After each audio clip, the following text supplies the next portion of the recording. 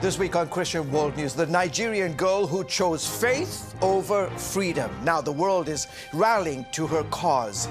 Plus, the world applauded when this Iraqi little girl forgave ISIS. Today, after years in a refugee camp, Maryam is home again. Hear what she has to say about the years of hardship.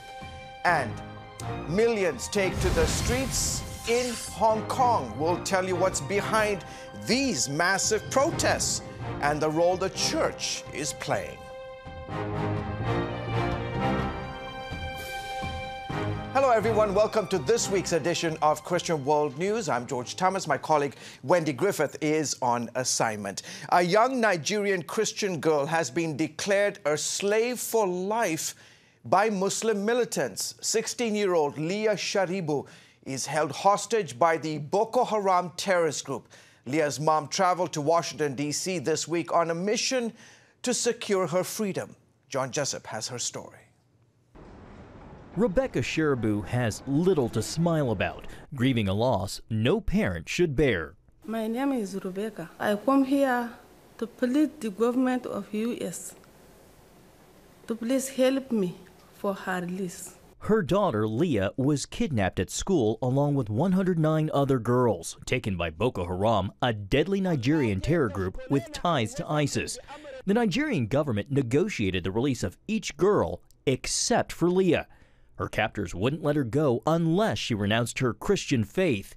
At just 14, Leah refused. She chose faith over freedom when it would have been so easy to cave. For 6 months, Leah's mom had no idea whether she was dead or alive until August 2018, when Boko Haram released this photo and a recording of Leah pleading for her life. So from February to August, you had no information? No information. What was it like when you saw the video with your daughter wearing the hijab and on the mat? Immediately I saw it, I just started crying and weeping. And it's not just Rebecca's. Tears flow throughout this West African nation. About 2,000 Nigerians died last year in a dispute portrayed by the media as a clash between farmers and herdsmen. We're here to let the world know what's happening, because they keep this narrative of herder-farmer conflict. It's not that way at all. Instead, Alhiri Mugaji and Mercy Maisamari call it a religious campaign to oppress Christians. A bill was just passed by the National House of Assembly saying that preachers are going to be regulated and their license renewed every year. So we believe Kaduna State is a testing ground for what plans they have in Nigeria as a whole. They're speaking out with great risk to their own lives because Fulani Muslims now run the country. Someone has to say what is really happening. And if God says it's you, then you can't run away from the responsibility of being the one to talk. This really is a jihad that is raging in Nigeria and that we are ramping up to a genocide. Now 16, Leah's brave stand is encouraging others. As a Christian, I'm not afraid. I want to stand for my faith on behalf of my people. Even pushing her own mother, who's never once left her village, to travel thousands of miles to the United States, desperately seeking help. Donald Trump, I have come to plead with your government, to plead with President Donald Trump. My son's name is Donald. So, Donald Trump, it's a son. I need him to help me have my daughter released. Pain and prayer fueling this mom's passion to be reunited with her daughter. John Jessup, CBN News, Washington. Thank you, John. To learn more about Leah Sharibu's story and the efforts to free her, just go to our website, cbnnews.com.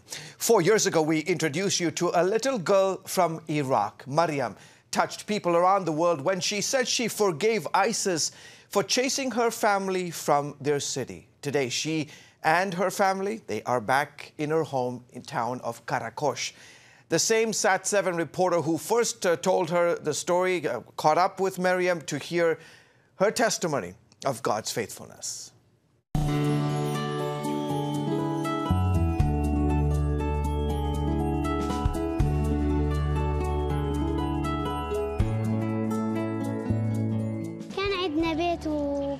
متونسين، بس هو يعني هنا ما متونسين، بس الحمد لله يعني الله سترنا، الله حبنا وما قبل يعني يقتلونا داعش.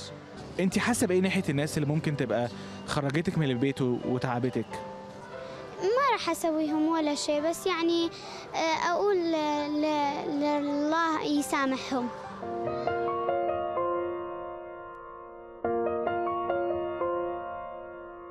She is a 10-year-old Iraqi refugee. She has nothing against ISIS.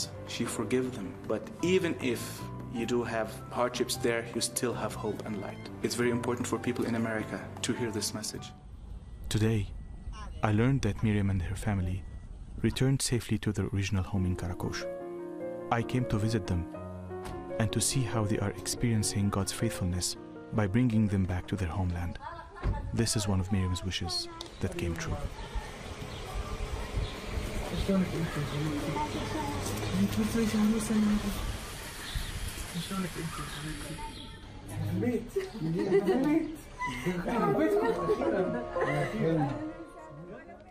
Five years ago, I met Maryam for the first time and interviewed her in a refugee camp. Today, I'm here in Karakosh, Maryam's hometown, asking about her feelings when she returned to her original home. It's a very, very good thing because I back to my home. I see my home again. I'm living now in my home, so I can remember all the great memories I had before. Our house was protected by the hand of God. God is always with me. How do you feel that God is always with you? He always blessed my life. He always blessed me, and do you know, He always give me a hand when I am in my examinations, when I am at home, when I have trouble. He always helps me. Maryam, we are now approaching the Easter day. God has opened a new door for you. How do you feel this, that you are celebrating nowadays while you are back at your home?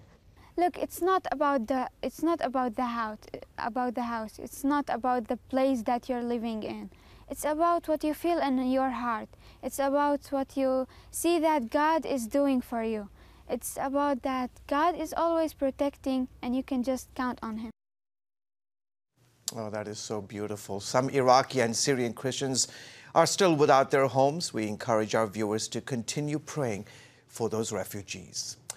Coming up, protests rock the Beijing-backed government in Hong Kong. How Christians are leading the fight to protect their freedoms.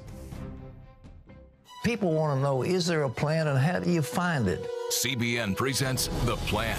8 keys for understanding God's will for your life. We're going to talk about God's plan for your life. Is there a plan for everyone's life? In Pat Robertson's latest teaching, you'll discover the secret to knowing and living out God's unique purpose for you. The plan of God will be unfolded in your life in ways you couldn't believe possible. In The Plan, Pat reveals the principles to understanding God's will so that you will be filled with peace, provision, joy, and satisfaction. Plus, see amazing stories of how others are living out their individual purpose intended by God. God is faithful, and we did what He told us to do. Live the life God has designed for you. I hope that God works out a plan in you that will bring blessing, joy, peace, and happiness.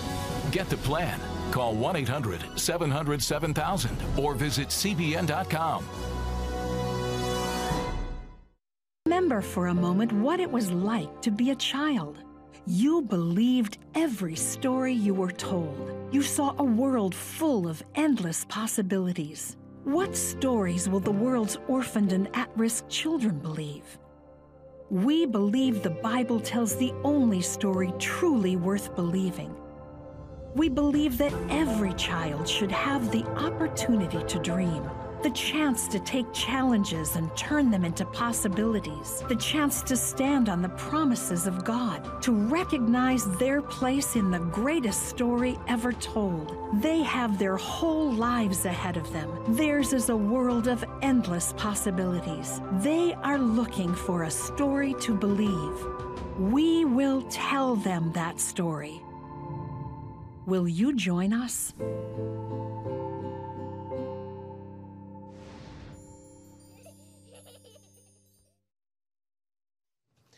Welcome back to Christian World News. World leaders are urging Washington and Tehran to step back from the brink of potential war. This after an increasing number of incidents in the Persian Gulf. Some fear the tensions could escalate into outright conflict. Joining me now for more insight on the Iranian regime is CBN's Middle East Bureau Chief Chris Mitchell. So Chris, war figures prominently in Shia Islam's teaching about the end times, right? Exactly, George. You've reported on that. In fact, you've been to the very mosque there in Qom, not too far from Tehran, where supposedly the 12th Imam, the Mahdi, is in that well, ready to come out at the last time. And the preparations, the landscape has to be chaos in the world. So any sort of a war would really fit into the Shiite Islamic theology, this end of the war scenario, end of the world scenario, and it just might play in exactly what they're looking for. Chris, if a war does indeed break out, what's the impact for Israel? Well, it's huge, George. In fact, we were just up on the northern border several days ago. We saw a terror tunnel, 22 stories deep in the ground, 260 feet. They are planning, whether it's terror tunnels, whether it's more than 100,000 rockets to attack Israel. When that happens is yet to be determined. This is the kind of scenario that actually Iran could tell Hezbollah, okay, this is the time to attack Israel. We were there in 2006 when 4,000 rockets were fired into Israel. Now they have maybe 120,000. The IDF has told us that would really shut down Israel. They can go to almost any place in Israel. So any potential war between the U.S. and Iran could trigger a conflict on Israel's northern border with Hezbollah. Chris, you know this very well. The Iranians are suffering immensely. I'm sure they don't want a conflict because it will only add to their ongoing misery, right? Exactly. And you know, George, there are many Iranians who are displeased with the regime. I mean, I would say the majority of Iranians really don't like the regime, but they have a steadfast remnant that really sticks with them, the IRGC, the Iranian Revolutionary Guard Corps. But it would increase the suffering for them. And who knows? I know a lot of people are praying for the fall of the regime. There's a great revival going on there. There's great persecution of the church. But it remains to be seen what actually happened, what will finally topple this regime. But people really need to know that behind the facade of this death to America, death to Israel, there's really Iranians who love Israel, love the West, and love the United States. That's right. In the last few seconds that we have, Chris, how can we pray more effectively for the situation in Iran and the broader Middle East region? Well, you know, Paul encouraged us to pray for leaders, pray for President Trump for great wisdom, what he needs to do or not do. Israeli Prime Minister Benjamin Netanyahu, really for the Lord to be exalted in this situation, regardless of what happens, and pray for the believers in Iran and throughout the Middle East that their faith would remain strong. Okay, my man, Chris Mitchell in Jerusalem. Sir, always a pleasure to have you on our show. Thanks for coming on. Same here, George. Turning now to Asia, where Hong Kong's leader is backing down in the face of huge protests over her extradition agreement with China. As Dale Hurd reports, there is still concern mainland China is determined to steadily chip away at Hong Kong's freedoms. But the church is playing a big role in standing up to the dictators. An extradition bill that would have sent criminal suspects to communist China for prosecution seems to be dead for now. But Hong Kong's student protest movement against the heavy-handed rule of Beijing has come back to life. Hong Kong leader Carrie Lam has apologized for the extradition bill that set off the massive protests, but said she would not resign. This after millions turned out to protest what they believe to be an attempt by China to further erode their independence. As a British colony, Hong Kong had political, religious, and economic freedom, and it grew into one of the major financial powerhouses in the world. When the UK turned Hong Kong over to China in 1997, those freedoms were supposed to be protected, but residents see the extradition law as one of a series of attempts to take them away. The extradition law is a threat to the judicial and legal independence of Hong Kong from mainland China. The last British governor of Hong Kong, Chris Patten, said the West needs to stand up to Chinese attempts to demolish what he called the firewall between Hong Kong and mainland China. we should make it clear that this is not a policy or a succession of policies which we're prepared to stand by and ignore. Some have characterized the conflict between China and Hong Kong as a conflict between communism and Christianity. And an unofficial anthem of the protest was Sing Hallelujah to the Lord.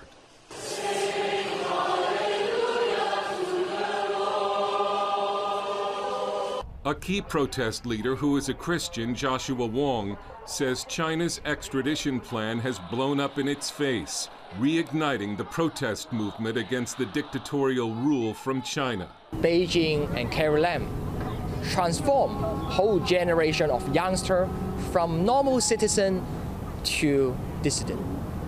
That's the price that Beijing must pay.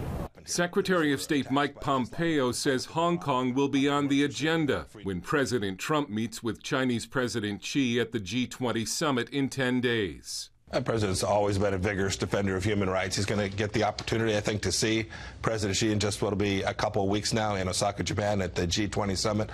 I'm sure this will be among the issues that they discuss. Optimists will see in this protest victory the hope that Hong Kong residents can stand up to China. But pessimists have long predicted that democracy in Hong Kong would eventually die after the 1997 handover to China, and that it's only a matter of time. Dale Hurd, CBN News. Up next, he grew up in a middle-class family, but his friends struggled to survive in the slums of Brazil. Today, he's helping hundreds escape poverty and a life of crime. It's about the competition. I kind of put that pressure on myself, and I think people had expectations. It's about overcoming. We use this phrase all the time, keep chopping, keep practicing hard. It's about going the distance. I think as a father, it's my job, to lead, just be the best husband and father I can be. Watch Going the Distance with Sean Brown Saturday night at 7:30 on the CBN News Channel. Woohoo! Hi, Superbook fans. Here's something else you'll love. Whoa! It's the new Superbook Bible app. It's packed with games, activities, and Superbook episodes that you can watch for free. Oh, no! There's trivia, a fun daily devotional, and answers to your Bible questions. Plus, an easy-to-understand Bible the whole family will enjoy. You can even create your own Superbook character. Ta-da! Whoa! The Millsburg Falls man coming. Sorry, pardon me. Sorry, excuse me. Ouch! Are you getting this? Earn super points to win daily prizes, too. And so much more! Time to get back to my adventures. See you soon. It's the new Superbook Bible app. Free downloads on iTunes, Google Play, and Amazon. How can you find God's plan for your life? CBN presents The Plan, 8 Keys to Understanding God's Will for Your Life. In Pat Robertson's latest teaching, you'll discover the steps to take in following God's plan, how to know for certain when God is leading you, how to get rid of spiritual blindness and see God work. God said, I've got a plan to give you a future and a hope. Get The Plan. Call 1-800-700-7000 or visit CBN.com.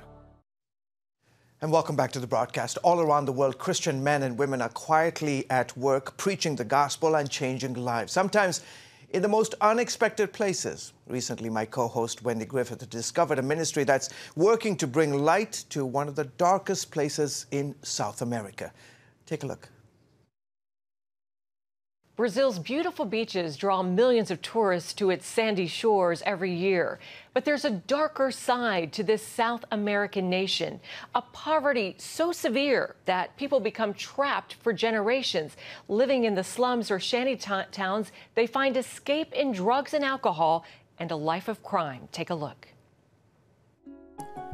Fortaleza in the northeast state of Ceará is home to 2.5 million people.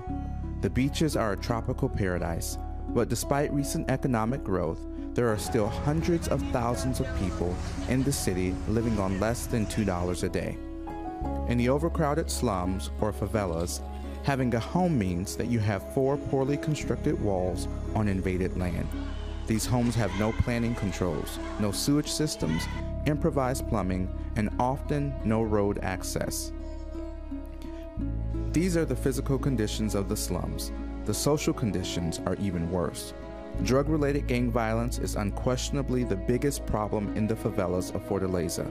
The local papers report murders every day of the week.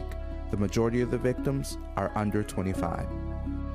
Even though most people in the slums just want to work and have a chance at a better life, they are forced to live under the control of these gangs.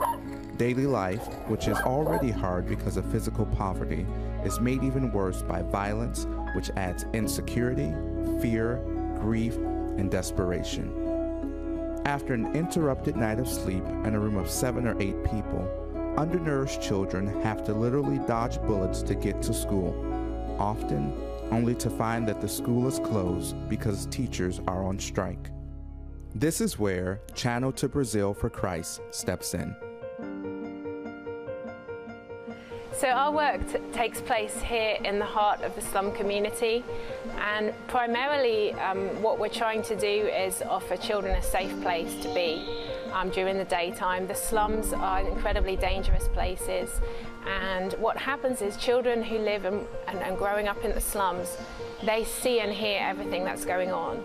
And so they come into the program and they're consumed with worry, with stories of the violence and the difficulties, domestic abuse, and problems in the home that they're experiencing.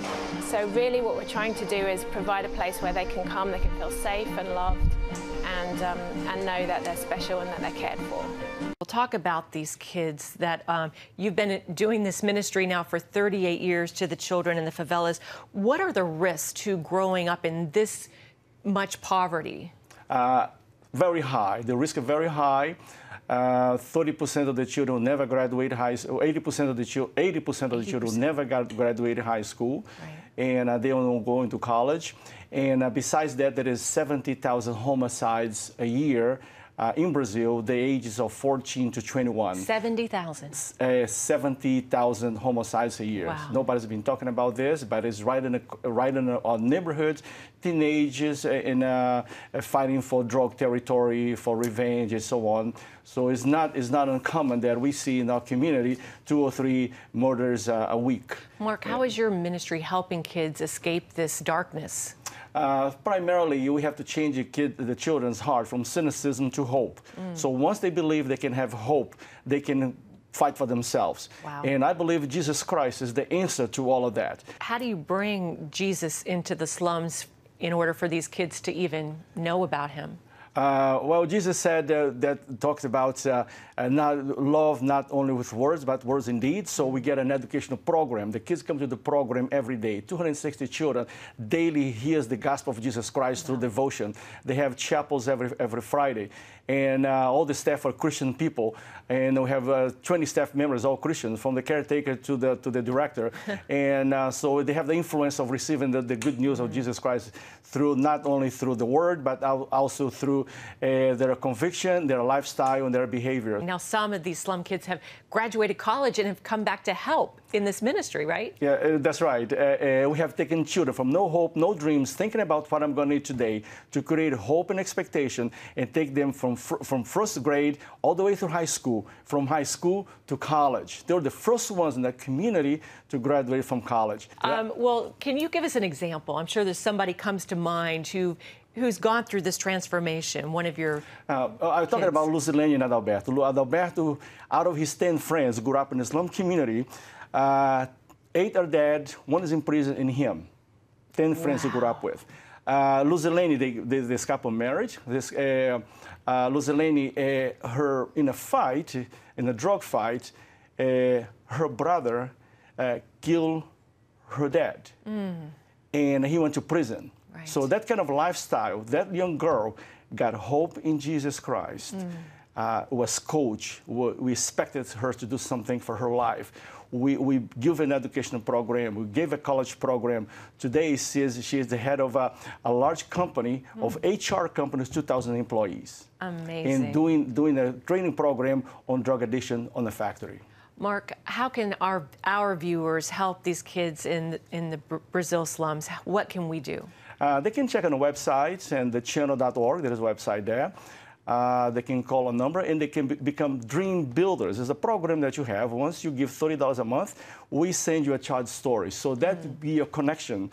And the children can receive that, the donor can receive that child story. Then there is a follow-up with newsletters. And if it is a church, a package with a church, we invite them to come as a missions group. Well, it's amazing. You've been doing this now for almost 4 decades. And even though you didn't grow up in the slums, God gave you a heart for those, for your friends. In the generations that followed. We're so thankful that you were able to stop by today. God bless you and your ministry. Thank you very much. To learn more about Mark's ministry and how to take part, just go to our Christian World News website at the address on your screen. We'll be back right after this. As the world watches from the outside, it's a big diplomatic tug-of-war here in the Middle East. Go inside the story with Jerusalem Dateline. Israeli archaeologists are talking about a discovery that could change the thinking about the Temple Mount. Join CBN Jerusalem Bureau Chief Chris Mitchell and get the biblical perspective on the events shaping the world. It's what starts in Israel then ends up going to other places. Watch Jerusalem Dateline Friday night at 9:30 on the CBN News Channel. Orphans Promise is committed to loving and serving at-risk children, to helping keep families together, and to creating opportunities for strong and sustainable communities around the world. We're working in over 60 countries around the world, and with your help, we can do even more. There's an old African proverb